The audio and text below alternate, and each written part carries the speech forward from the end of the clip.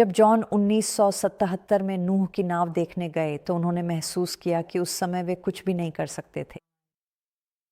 ऐसा लगा जैसे भगवान ने उन्हें प्रेरित किया हो और उनके दिल में यह बोझ डाल दिया हो कि वे उस पार करने की जगह और जहां निर्गमन हुआ था उसे खोजें।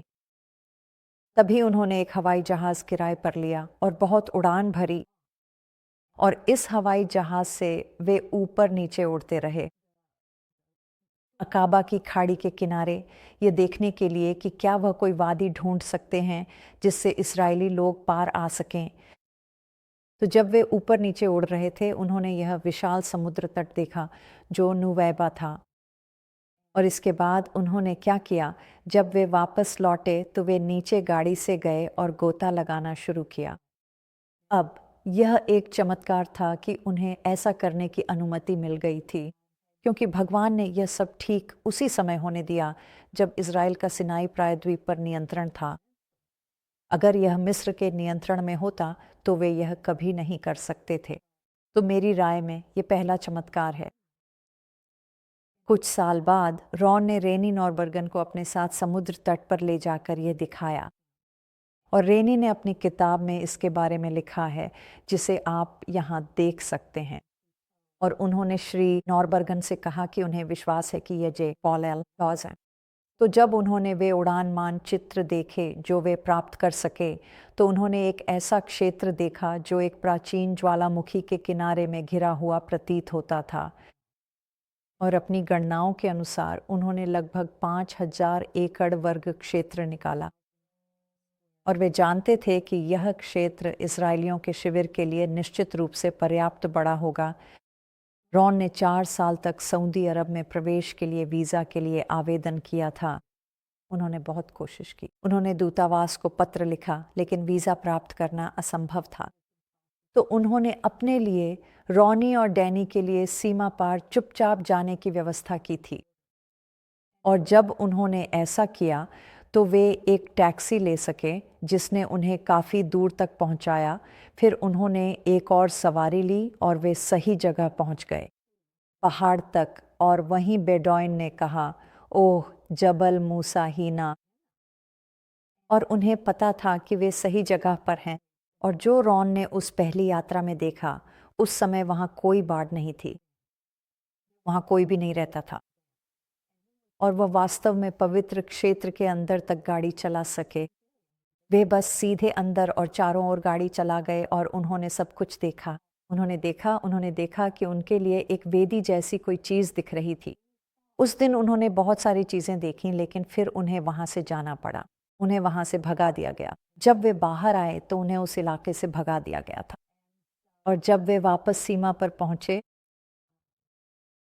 तो उन्हें लगा कि अब सब कुछ ठीक हो जाएगा। वे बस चुपचाप सीमा पार करने वाले थे। और अगर वे पकड़े जाते तो रॉन ने पता किया था कि अगर आप वहाँ अवैध रूप से पकड़े जाते हैं तो वे आपको बस देश से बाहर निकाल देंगे। लेकिन ऐसा नहीं हुआ, क्योंकि किसी ने उनकी शिकायत कर दी थी वॉशिंगटन डीसी मेन दूतावास को कि वे इजरायली जासूस हैं। अब मैं उस व्यक्ति का नाम उजागर नहीं करूंगा, क्योंकि वह यहाँ अपनी सफाई देने के लिए मौजूद नहीं है। और यह वास्तव में अप्रासंगिक है, क्योंकि अंत में ये सब भगवान की महिमा के लिए हुआ। क्योंकि रॉन ने राष्ट्रीय टीवी पर जाकर दुनिया को बताया कि उसने वहाँ क्या देखा, और यहाँ तक कि बाइबल की आयतें भी उद्धृत कीं। अब जब वह गिरफ्तार हुए तो यह उनके लिए आसान अनुभव नहीं था, लेकिन उन्होंने कहा कि वहाँ कुछ अच्छे लोग भी थे। उनमें से एक खास तौर पर, जिनका नाम अली था। वह बहुत दयालु व्यक्ति थे। वे एक जगह पर थे जिसे हैगेल कहा जाता है, जो जॉर्डन की सीमा के ठीक दक्षिण में तट पर स्थित एक शहर है। और उन्हें कोस्ट गार्ड ने गिरफ्तार किया था और वहीं पर उन्हें रखा गया था। और जिस आरोप के तहत उन्हें पकड़ा गया था, उसकी प्रकृति के कारण वे शुरुआत में उनके साथ थोड़ा सख्ती से पेश आया गया। लेकिन जब वे वहाँ पहुँचे तो वहाँ बहुत बीमारियाँ फैली हुई थीं। और रॉन ने जांच की और पता लगाया कि जो हो रहा था वह शायद पीला बुखार, येलो फीवर था, क्योंकि कई लोग मर चुके थे और पूरा इलाका मच्छरों से भरा हुआ था। तो रॉन ने उनसे कहा कि उसे बहुत सारा जैतून का तेल ला कर दें और उसने कुछ नुस्खे लिख कर दिए। जब उसने उन्हें बताया कि वह एक एनेस्थेटिस्ट है, वे इसे समझ नहीं पाए और आखिरकार उसने उन्हें बताया कि वह एक नींद का डॉक्टर है और वे यह समझ गए कि वह लोगों को सर्जरी के लिए सुलाता है। इसलिए उन्होंने उसके नुस्खों को स्वीकार कर लिया। उसने एंटीबायोटिक्स के लिए एक नुस्खा लिखा। वे उसे वापस ले आए। सभी ने उन्हें लेना शुरू कर दिया। उन्होंने सभी मच्छरों को मार डाला। उन्होंने इसे अपने शौचालय में डाल दिया। उन्होंने इसे ठहरे हुए पानी में डाल दिया और उस समय से सभी लोग ठीक होने लगे। तो इसी वजह से वे सऊदियों की अच्छी नज़रों में आ गए थे और मुझे लगता है कि यही पहली असली चमत्कार था जिसने उनकी और सऊदियों दोनों की मदद की। अब एक और दिलचस्प कहानी यह है कि 3 सऊदी जांचकर्ता रॉन के पास आए और उस पर दबाव डालने लगे। तुम्हें क्यों लगता है कि मूसा लोगों को यहाँ लाए होंगे? यहाँ तो कुछ भी नहीं है। हमें अपने सबूत दिखाओ। और उन्होंने उसे एक हेलीकॉप्टर में बैठा दिया, सिर्फ रॉन और ये 3 आदमी। और उन्होंने कहा, हमें दिखाओ कि तुम्हें कहाँ लगता है कि पार करना हुआ था। और रॉन उन्हें ले गया। वह खाड़ी के पार देख सकता था, वह नुएवा देख सकता था। तो उसने क्या किया कि उसने उन्हें नीचे एक जगह उतरने के लिए इशारा किया, ठीक उसी समुद्र तट पर जो नुएवा के सामने था। और जब वे वहां पहुंचे तो दूसरा चमत्कार हुआ, क्योंकि वह सचमुच एक चमत्कार था। ठीक जहां वे उतरे वहां समुद्र तट पर एक स्तंभ अब भी खड़ा था, जो बिल्कुल वैसा ही था जैसा रॉन ने कुछ साल पहले मिस्र की ओर पाया था। सिर्फ मिस्र की ओर वाला स्तंभ ऐसा था जिसकी सारी लिखावट समुद्र की लहरों में पड़े रहने के कारण घिस गई थी। और जब इन लोगों ने उस स्तंभ को देखा और देखा कि उस पर प्राचीन लेखन है, तो मुझे लगता है कि इससे रॉन को बहुत विश्वसनीयता मिली और सच में उनकी जान बच गई। मुझे यही विश्वास है। और फिर जब वे वापस गए तो रॉनी की तबीयत बिल्कुल भी ठीक नहीं थी। रॉन जानता था कि रॉनी अब टूटने वाला है और रॉनी ने कहा, मुझे यहाँ से निकलना ही होगा। और रॉन जानता था कि उन्हें भागने की कोई तरकीब निकालनी होगी और उसने कहा, ठीक है, हम अगले गुरुवार को करेंगे या जो भी दिन था। लेकिन उसने कहा, अरे नहीं, हम ऐसा नहीं कर सकते क्योंकि औली पहरे पर है और अगर हम औली के रहते भाग गए तो वे उसे मार डालेंगे। और तब रॉनी ने कहा, ठीक है, हम इंतज़ार करेंगे। लेकिन वही गुरुवार था। उस बुधवार को जिस दिन वे भागने की कोशिश करने वाले थे, वे उसके पास आए और बोले, खलास, सब खत्म हो गया, तुम घर जा रहे हो। और उसी समय उन्हें 3 दिनों के लिए जॉर्डन वासियों के हवाले कर दिया गया और फिर वे घर लौट आए। वे वहाँ कुल 75 दिनों तक जेल में रहे, सऊदी में और फिर जॉर्डन में 3 अतिरिक्त दिन। रॉन कोई भी दस्तावेज घर नहीं ला सके, लेकिन उन्हें विश्वास था कि उस स्तंभ पर सोलोमन, मिज्रिम, एदोम के नाम लिखे थे। मृत्यु। जब रॉन और लड़के जेल से घर लौटे तो रॉन ने कसम खाई कि वह फिर कभी वहां नहीं जाएंगे। वह खतरों से वाकिफ हो चुके थे। लेकिन 1980 में 1984 के अंत में रॉन की मुलाकात डेविड फासेल्ट नामक एक व्यक्ति से हुई जो नूह की नाव देखना चाहता था। और यह कहानी भी इससे कुछ हद तक जुड़ी हुई है, क्योंकि लगभग उसी समय सऊदी अरब के एक व्यक्ति, जो बाद में पता चला कि एक राजकुमार थे और शायद राजा के रिश्तेदार थे किसी बिंदु पर, किसी तरह, मुझे नहीं पता कैसे, उन्होंने रॉन से संपर्क किया और कहा, मैंने तुम्हारी कहानी सुनी है और जब से सुनी है मैं कुछ भी नहीं कर पा रहा हूँ। मैं सामान्य रूप से काम नहीं कर सकता, मुझे यह पर्वत देखना ही है। उसका नाम समरान अल मतरी था और वह तबूक में रहता था। और हमें बताया गया कि वह तबूक का एक राजकुमार था। मैं इस संबंध को नहीं समझता, इसलिए मैं इस पर विस्तार से नहीं जा सकता। लेकिन समरान वास्तव में नैशविल आया और रॉन से मिला और उसने कहा, तुम्हें मुझे उस पर्वत पर ले जाना ही होगा। मैं तुम्हारे लिए वीज़ा दिलवा दूंगा, मैं तुम्हें वहां तक पहुंचा दूंगा, मुझे इसे देखना ही है। और रॉन ने कहा, ठीक है, मैं तुम्हें एक बात बताता हूँ, तुम मेरे साथ नूह की नाव देखने क्यों नहीं चलते? मैं वहाँ एक आदमी को ले जा रहा हूँ। और यह मार्च 1985 के अंत की बात है। तो जब रॉन डेविड फासेल को वहाँ ले गया, तब समरान भी रॉन के साथ नूह की नाव देखने गया। और पहाड़ पर बर्फ जमी हुई थी और नूह की नाव भी बर्फ से ढकी हुई थी। लेकिन समरान ने विश्वास किया, यह आदमी सच बोल रहा है, यहाँ कुछ तो है।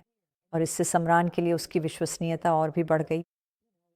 तो समरान ने कहा, तुम्हें आना ही होगा। चलो, मैं तुम्हारे लिए वीज़ा दिलवा दूंगा। मिस्टर फासेल, आप भी आ सकते हैं, क्योंकि उसने डेविड फासेल को अपने उपकरण, अपने डिटेक्शन उपकरण के साथ कुछ कमाल करते हुए देखा था। तो वे सब वहाँ चले गए। जब वे वहाँ पहुँचे तो वे समरान के मेहमान थे। उनके पास खनन के उद्देश्य से कुछ काम करने का अनुबंध था। तो जब वे खुदाई दल के साथ वहाँ थे, उन्होंने एक ऐसे क्षेत्र में खुदाई की जिसे रॉन एक कुआं मानते थे। और उस कुएं में 20 फीट नीचे उन्हें एक सोने का कंगन मिला। इसी समय उन सभी को फिर से नज़रबंद कर दिया गया। जब वे वहाँ थे तो उन्हें बहुत सी चीज़ें मिलीं, क्योंकि उन्हें उस क्षेत्र में पूरी तरह घूमने की आज़ादी दी गई थी। और रॉन को एक सफ़ेद संगमरमर का टुकड़ा मिला, जिस पर उन्हें लगा कि प्राचीन हिब्रू भाषा में कुछ लिखा है। और उसने उसे छुपा दिया, क्योंकि वह जानता था कि अगर उसने वह किसी को दिखाया तो उसे नष्ट कर दिया जाएगा। और हम अब भी उम्मीद करते हैं कि कोई उसे ढूंढ सके, क्योंकि वहाँ कुछ भी ढूंढना बहुत मुश्किल होगा, लेकिन मुझे विश्वास है कि वह अब भी वहीं कहीं है। जब उन्हें नज़रबंद किया गया तो उन्होंने रियाद से एक पुरातत्वविद को बुलाया, जो उनसे समरान के परिसर में मिला। और उन्होंने डेविड फासेल की वीडियो टेप्स देखी, जिनमें गोल्डन काफ अल्टर पर बछड़ों और अन्य चीज़ों को दिखाया गया था। और यही वह पुरातत्वविद था जिसने कहा, ये चीज़ें सऊदी अरब में कहीं और नहीं पाई जाती, सिर्फ यहीं मिलती हैं। और जब उसने खुद सबूत देखे, तभी पूरे क्षेत्र को घेर कर पुरातात्विक नियंत्रण में ले लिया गया और सभी के लिए प्रतिबंधित कर दिया गया। जब उनसे सब कुछ जब्त कर लिया गया तो वर्षों तक रॉन बेताब रहे कि किसी तरह तस्वीरें मिल जाएं, लेकिन सब व्यर्थ रहा। यह 80 के दशक के अंत की बात है, जब हमने एक लेख पढ़ा जिसमें दावा किया गया था कि श्री कॉर्न्यूक दावा कर रहे थे कि उन्होंने माउंट सिनाई खोज लिया है। शुरुआत में हम बहुत उत्साहित थे, लेकिन फिर हमें पता चला कि उनके या श्री विलियम्स, जो उनके साथ थे, कि किसी के साथ तस्वीरें साझा करने की कोई योजना नहीं थी। और उनके पास अपनी ही कहानी थी कि क्या हुआ था। और हमें पता चला कि उन्होंने इसे कैसे खोजा, क्योंकि ये पर्वत ढूंढना कोई आसान काम नहीं है। ये सच में नहीं है। ये समुद्र तट पर रेत का एक कण ढूंढने जैसा है। तो मैं उनकी किताब की शुरुआत से पढ़ूंगा, प्रस्तावना में, जिसे डेविड फासेल ने लिखा था। उन्होंने कहा, क्या लैरी डर रहा था इसे आजमाने से, माउंट सीनाई में चुपके से घुसने की बात करते हुए? वह कहते हैं, नहीं, क्या मैं उसके साथ जाऊंगा? वह कहते हैं, ठीक है, बिल्कुल नहीं, लेकिन मैं उसे एक नक्शा दे देता। उसने उसे रॉन की कहानी के बारे में सब कुछ बता दिया था। और इसलिए बाद की किताबों में उनकी कहानी में ऐसे प्रसंग भी शामिल हैं जहां वे दावा करते हैं कि उन्होंने लोगों से कहा था कि वे डॉक्टर हैं। तो रॉन जो कर सकता था वह बस इसके लिए प्रार्थना करना था, और वह लगातार समरान से संपर्क करने की कोशिश करता रहा और उसे देखने की भी, क्योंकि समरान ने दावा किया था कि वह तस्वीरें और वीडियो ला सकता है और हमें दे सकता है। वह बहुत बड़ी रकम मांग रहा था, जितनी हम अपने जीवन में कभी नहीं देखेंगे। और फिर आखिरकार एक समय ऐसा आया जब हम नुएवा गए। यह जनवरी 1992 की बात है। जब हम नुएवा में थे तो मैं अपने साथ सऊदी अरब एक नक्शा लेकर गया था। मुझे नहीं पता क्यों। यह कोई ऐसी बात नहीं थी जिस पर रॉन और मैंने बात की हो, लेकिन मैंने अपने सामान में 3 प्रतियां रख दी थीं। मुख्य रूप से इसलिए क्योंकि हमने अभी-अभी एक फैक्स मशीन खरीदी थी और मैं उससे कॉपियां बना सकती थी। तो वे नक्शे मेरे पर्स में थे और हम नुएवा में बाहर थे, और समरान अंग्रेज़ी बोलते हैं लेकिन उनकी पत्नियां नहीं बोलती। तो हमारे पास अहमद सामी होते थे, जो नुएवा में हमारे होटल के रिसेप्शन पर काम करते थे, वे हमारे लिए कॉल करने की कोशिश करते थे और फिर पत्नियों को समझाते थे क्योंकि वे अंग्रेज़ी नहीं बोल सकती थीं। कसमरान कभी वहाँ नहीं होते थे। आखिरकार जब अहमद सामी को कुछ गड़बड़ महसूस हुई तो उन्होंने कहा, मुझे इसके बारे में बताओ, शायद मैं तुम्हारी मदद कर सकूं। तो और हम उन्हें बस सामी कहते थे। रॉन ने उन्हें समझाया कि सऊदी अरब में माउंट सीनाई है और फिर उन्होंने उन्हें अपनी दूसरी खोजों के बारे में बताया, जैसे नूह की नाव और इन सभी चीज़ों के बारे में। और अहमद सामी के पास एक शानदार विचार आया। उन्होंने कहा, मैं यह तुम्हारे लिए ला सकता हूँ। उन्होंने कहा, हर मुसलमान को अपने जीवन में एक बार हज वीज़ा पर सऊदी अरब जाने की अनुमति होती है। असल में हमें जाना ही होता है। उन्होंने कहा, मैं कभी अपने हज पर नहीं गया हूँ। और फिर समझौता ये था कि हमने उन्हें वहाँ का टिकट खरीदने के लिए कुछ पैसे दिए। हमने उन्हें एक कैमरा दिया और रॉन ने उन्हें वहाँ जाने के लिए $500 अतिरिक्त भी दिए। अब जब हम घर पहुँचे तो हमें अहमद सामी का फ़ोन आया, जिसमें उन्होंने कहा कि मुझे और पैसे चाहिए। ये जितना मैंने सोचा था उससे ज़्यादा खर्च होने वाला है, तो मैं परिवार में सबसे कंजूस हूँ। रॉन तो काफ़ी तैयार थे उन्हें और पैसे देने के लिए, तो मैंने कहा ठीक है। तो मैं बैंक गया। मैंने सामी द्वारा दी गई हिदायतों के अनुसार वायर ट्रांसफ़र किया और मुझे लगता है कि वह करीब $1,500 और थे। मुझे ठीक से याद नहीं है, लेकिन मैं बार-बार कहती रही, रॉन, हम तो बस पैसे फेंक रहे हैं। मुझे बैंक से फ़ोन आया कि वायर ट्रांसफ़र नहीं हो पाया क्योंकि उसमें एक नंबर और एक वायर नंबर गायब था और मुझे वो नंबर चाहिए था। तो रॉन ने मुझे अहमद सामी को फ़ोन करने के लिए कहा और मैंने उन्हें फ़ोन किया और वह नंबर ले लिया। और अगले दिन सुबह मैंने बैंक को फिर फ़ोन किया और उन्हें बताया कि मैं वह वायर ट्रांसफ़र करना चाहती हूँ और यह रहा वह नंबर। और उन्होंने मुझसे कहा, आपको आना पड़ेगा। हम फ़ोन पर बैंक वायर ट्रांसफ़र नहीं कर सकते। तो मैं बैंक गई और मैंने उन्हें सारी जानकारी दे दी। और जब मैं घर पहुंची तो हमें फ़ोन आया कि वे वायर ट्रांसफ़र नहीं कर सकते क्योंकि उनका वायर सिस्टम डाउन था, दोपहर के लिए, यानी अगली सुबह तक। खैर, उसके ठीक बाद जो हुआ वह किसी चमत्कार से कम नहीं था। रॉन को एक लड़की का फ़ोन आया जिसने कहा कि उसे नहीं पता ये किस बारे में है, लेकिन उसके भाई ने उसे फ़ोन करके कहा था कि इस आदमी रॉन वायट को ढूंढो और उसे मेरा नंबर दो और कहो कि वह मुझे फ़ोन करे। और जब मैंने रॉन का चेहरा देखा तो वह फ़ोन पर बात करते हुए एकदम सफ़ेद पड़ गया था। मैंने पूछा, क्या हुआ? मुझे समझ नहीं आया कि कोई मर गया है या क्या हुआ है। और उसने कहा, मुझे नहीं पता। और उसने तुरंत ही सऊदी अरब में उस नंबर पर फ़ोन किया और उस आदमी ने फ़ोन उठाया और उसका नाम जिम कैल्डवेल था। कैल्डवेल्स एक परिवार था जो सऊदी अरब में रह रहा था और काम कर रहा था। रियाद के पास वह अरामको के लिए काम करता था और इसलिए उन्हें अपनी टैक्स स्थिति अमेरिका के साथ बनाए रखने के लिए समय समय पर देश से बाहर जाना पड़ता था। तो जब उन्हें राज्य छोड़ने के लिए यात्रा करनी पड़ी तो वे मिस्र आ गए। वे विशेष रूप से सेंट कैटरीना या सेंट कैथरीन को देखने में रुचि रखते थे। सेंट कैटरीना या सेंट कैथरीन की, जो सीनाई प्रायद्वीप में है। यह माना जाता है कि यही असली माउंट सीनाई है, लेकिन यह पारंपरिक स्थल है। इसे कॉन्स्टेंटाइन की मां के सपनों और रहस्यवाद के आधार पर खोजा गया था। इसी तरह इसे खोजा गया था। तो खैर वे वहाँ गए और बहुत ही निराश होकर लौटे क्योंकि वे जानते थे कि उन्होंने असली जगह नहीं देखी है। और जब वे नुएवा से निकले थे तो वे उसी होटल में ठहरे थे जिसमें हम भी ठहरे थे और वहाँ के सैमी को पता था कि वे सऊदी अरब में रहते हैं।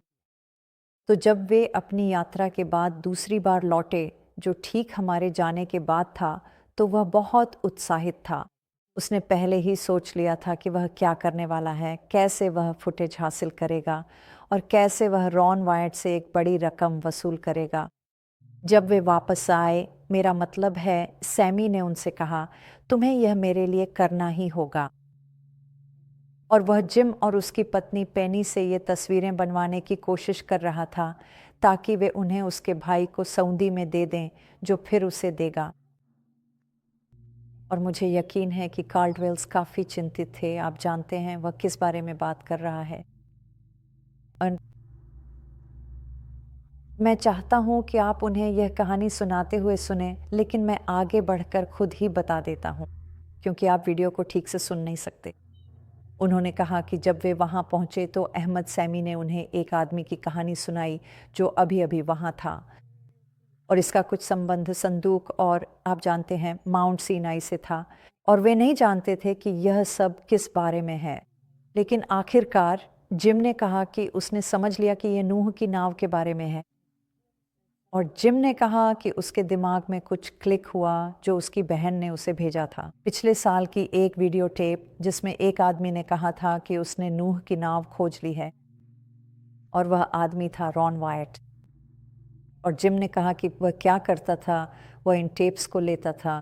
ये टेप्स 8 मिमी में आती थीं क्योंकि वे छोटी होती थीं, और वह उन्हें VHS टेप में ट्रांसफ़र कर देता था, और फिर वह 8 मिलीमीटर टेप्स को दोबारा इस्तेमाल करता था। मुझे लगता है कि सऊदी में टेप्स मिलना थोड़ा मुश्किल होता होगा। तो वह, उसकी पत्नी और उसके 2 बच्चे, वे लोग अपनी सामान्य किंगडम के बाहर की यात्रा पर थे, जो आपको वहाँ काम करते समय हर कुछ समय बाद अपनी टैक्स स्थिति बनाए रखने के लिए करनी पड़ती है। और वे अभी-अभी सेंट कैथरीन गए थे, और वे बहुत निराश हुए क्योंकि उन्हें लगा था कि वही असली माउंट सीनाई है, और वे सच में उसे देखना चाहते थे, लेकिन वे देख नहीं पाए। तो जब वे वापस आए तो वे प्रार्थना कर रहे थे, अध्ययन कर रहे थे, और असली माउंट सीनाई को देखना चाहते थे। और उनकी कहानी में और भी बहुत कुछ है जो वे खुद बता सकते हैं। लेकिन जब वे वहाँ पहुँचे और अहमद सामी ने उन्हें यह कहानी सुनाई, तो जिम ने कहा, वह 1 मिनट के लिए रुके, फिर बोले, मैं इस यात्रा पर अपने साथ 10 टेप लाया था इस्तेमाल करने के लिए, और उनमें से 9 का मैंने इस्तेमाल कर लिया है। मुझे आश्चर्य है कि जो एक टेप मैंने इस्तेमाल नहीं किया, और फिर उसने उसे अपने वीडियो रिकॉर्डर में टेप डाली, उसे चलाया और अहमद सामी की आंख के पास ले जाकर दिखाया, तो अहमद सामी ने कहा, यही है, यही वह आदमी है। उसने वह टेप इस्तेमाल नहीं किया था जिसमें रॉन थे, और वे सब बहुत हैरान थे। मेरा मतलब है, वह एक चमत्कार था, वह वहीं पर एक चमत्कार था। और हमने अहमद सामी के पास एक नक्शा छोड़ा था, और रॉन ने मुझसे उस पर एक गाय बनवाने को कहा था। फिर उसने मुझसे 2 चट्टानों के बीच एक पेड़ के साथ पहाड़ बनवाने को कहा, और कुछ और चीज़ें भी थीं, मुझे सब याद नहीं है, लेकिन जिम और पेनी वहाँ गए थे। जैसे ही वे निकले, नुएवा ने कार ली, और घर लौटते समय वे माउंट सीनाई गए, और उन्होंने वहाँ बहुत सारी तस्वीरें लीं। और जब उन्हें वे तस्वीरें मिलीं, तो उन्होंने रॉन को फ़ोन किया और कहा, हम चाहते हैं कि ये तुम्हारे पास रहे। तो कुछ हफ्ते बाद रॉन बहरीन के लिए उड़ान भरकर वहाँ उनसे मिले, क्योंकि आप बहरीन के लिए आसानी से उड़ सकते हैं, लेकिन आप सऊदी, और ये बहुत, उनके लिए वहाँ आना बहुत जल्दी और आसान था। तो उन्होंने हमें न केवल वीडियो की कॉपियाँ दी, बल्कि अपनी सारी तस्वीरें भी दीं, और यहाँ तक कि उनके नेगेटिव्स भी दिए, और ये सिलसिला काफ़ी समय तक चलता रहा। वे लोग, रॉन वहाँ कई बार गए, उनके पास एक जगह थी जिसे वे मैक्सिकन रेस्टोरेंट कहते थे। वे फ़ोन पर कोड में बात करते थे, क्योंकि मुझे लगता है कि हर कोई थोड़ा घबराया हुआ था। वे जो कर रहे थे, खासकर वे, क्योंकि वे वहीं रहते थे इसके बारे में। तो वे जो भी तस्वीरें और वीडियो हमारे पास लाए, सच कहूँ तो मैंने रॉन को कभी इतना खुश नहीं देखा था। रॉन, और आप जानते हैं इस पूरे काम से जुड़ी कोई भी बात, क्योंकि इतने समय से वह लोगों को दिखाना चाहते थे। रॉन ने यह सब न तो किसी शोहरत के लिए किया, न ही किसी दौलत या ऐसी किसी चीज़ के लिए। रॉन बस यही चाहते थे कि लोग देखें कि भगवान ने उनके लिए क्या संरक्षित किया है, और मुझे नहीं लगता कि कोई और उनसे बेहतर फोटोग्राफी और वीडियोग्राफी कर सकता था। उस समय 90 के दशक की शुरुआत में जो उपकरण लोगों के पास उपलब्ध थे, मुझे नहीं लगता कि कोई भी उनसे बेहतर काम कर सकता था, और मैं हमेशा उनके किए गए काम के लिए आभारी रहूँगा।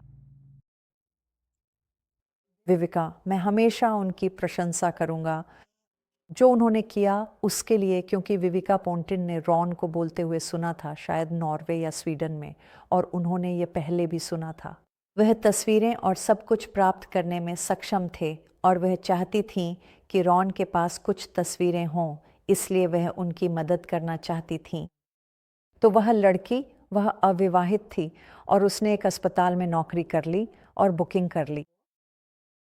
और मुझे नहीं पता उसने ये कैसे किया, लेकिन उसने बहुत सारे लोगों को इकट्ठा किया जो उसे पहाड़ पर ले गए, और उसने ढेर सारी तस्वीरें और वीडियो बनाए और वे सब सीधे रॉन को दे दिए। मुझे याद है एक बार एक युवा लड़का था जो उसके साथ काम कर रहा था, टोबी, और वह टोबी के साथ पहाड़ पर गई थी और उसने बहुत सारी फिल्म रोल्स, स्लाइड्स शूट की थीं। और जब टोबी और वे लोग वापस आए तो उन्हें पता चला कि टोबी की बहन, जो अमेरिका में थी, एक भयानक दुर्घटना में फंस गई थी और टोबी को वापस अमेरिका जाना पड़ा। तो विविका ने टोबी को ये सारी फिल्म रोल्स दे दी, और जब टोबी अमेरिका वापस गया तो हमने व्यवस्था की और मैं अपनी माँ को लेकर गया और हम कैंट की गए और उससे मिले, और उसने हमें सारी फिल्म और सब कुछ दे दिया, और वे अद्भुत थीं। वे पहली तस्वीरें थीं जो हमें मूसा की वेदी की पवित्र क्षेत्र में करीब से मिली थीं। विविका अद्भुत थी और वह गई डाइविंग करने। जब वह डाइविंग कर रही थी तो उसने कुछ अद्भुत फुटेज ली जिनमें रथ के हिस्से जैसी चीज़ें दिख रही थीं। उसने कहा कि उस समय उसने उन्हें देखा भी नहीं था। वह जो करती थी वह बस फिल्म बनाती थी। रॉन उससे काहिरा में मिला था और उसे एक अंडरवाटर कैमरा दिया था। तो वह बस डाइविंग कर रही थी और फिल्म बना रही थी, और उसने अद्भुत काम किया। और हमारे पास जो भी विविका ने दिया उसने हमें सब कुछ दे दिया, और वह किसी भी चीज़ का श्रेय नहीं चाहती थी। उसका दिल भी वैसा ही था और आज भी है जैसा रॉन का था। वह बस चाहती थी कि लोग स्वर्ग पहुंच जाएं। हमसे स्वीडन से एक व्यक्ति मिलने आया जिसका नाम रोरी था। हम उससे मिले और उसने हमें अपने दोस्त लियोनार्ड के बारे में बताया। लियोनार्ड इन खोजों में बहुत रुचि रखते थे और वे एक अत्यंत शिक्षित व्यक्ति थे। वह एक जेनेटिसिस्ट थे। वह स्टॉकहोम के कैरोलिंस्का संस्थान में जेनेटिसिस्ट थे। तो लियोनार्ड हमसे कई बार मिलने आए और उन्होंने रॉन के साथ एक अनुबंध तैयार किया। वह रॉन के साथ मिलकर इन सभी खोजों पर एक किताब लिखना चाहते थे। रॉन सह लेखक बनने वाले थे।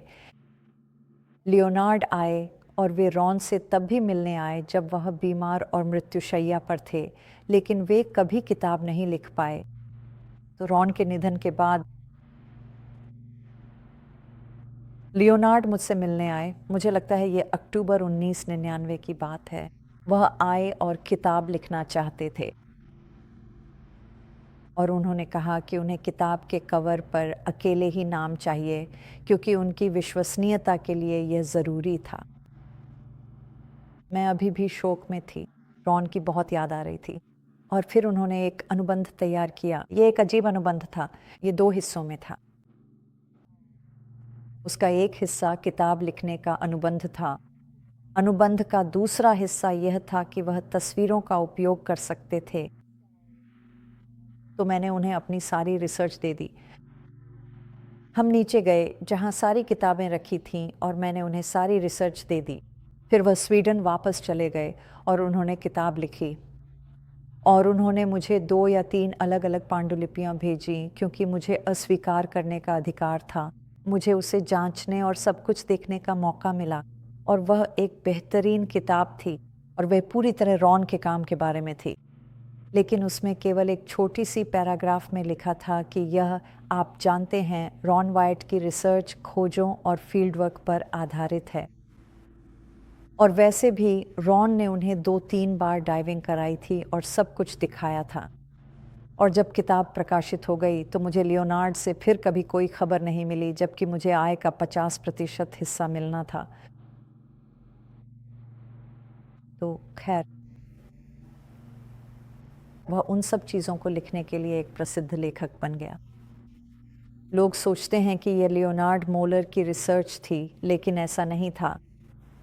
ये रॉन वाइट के माध्यम से परमेश्वर का कार्य था, और लोगों को ये जानना चाहिए चाहे आपके पास कितनी भी डिग्रियां हों, चाहे आप कितने भी बुद्धिमान हों, परमेश्वर के बिना आप कुछ भी नहीं कर सकते। मेरा मतलब है, आप इंसानों को प्रभावित करने के लिए कुछ कर सकते हैं, लेकिन आप परमेश्वर को प्रभावित नहीं कर सकते। और इसलिए ये काफ़ी दुखद है कि उस दिन रॉन ने मुझसे ये बात कही थी जब हम इस बारे में बात कर रहे थे। उन्होंने कहा जब मैं चला जाऊंगा। यह ठीक उसी समय की बात है जब हम उन्हें अस्पताल ले जाने के लिए दरवाजे से बाहर जा रहे थे, जहां उनकी मृत्यु हो गई थी। उन्होंने कहा जब मैं चला जाऊंगा तो हर कोई अपनी अपनी जगह के लिए होड़ करेगा। मेरा दिमाग आप जानते हैं कहीं और था। मुझे समझ नहीं आया कि उनका क्या मतलब था, लेकिन मैं उनकी कही बात कभी नहीं भूला। और इसलिए इन सब बातों की पूरी कहानी लोगों को जाननी चाहिए। बहुत से लोगों ने बहुत सारी अद्भुत चीज़ें की हैं, बहुत सारी अद्भुत चीज़ें, लेकिन महिमा तो भगवान को ही मिलनी चाहिए।